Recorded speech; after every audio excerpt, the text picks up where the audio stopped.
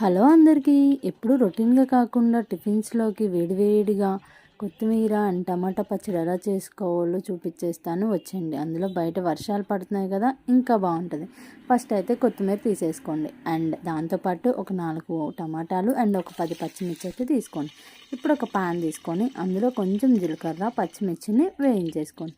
ఇప్పుడు వేయించిన పచ్చిమిర్చి పక్కకు తీసేసుకొని అదే పాన్లో కొత్తిమీరని అయితే వేయించేసుకోండి.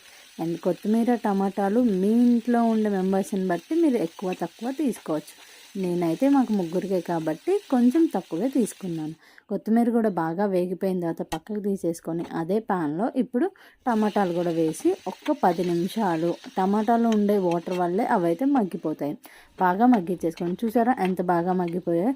ఇలా మగ్గిన తర్వాత అన్నిటిని మిక్సీ జార్లో వేసుకొని అందులోనే కొంచెం ఉప్పు అండ్ చింతపండు అండ్ మీ దగ్గర వెల్లుల్లి ఉంటే అవి కూడా యాడ్ చేసుకోండి. ఇలా గ్రైండ్ చేసేసుకున్న తర్వాత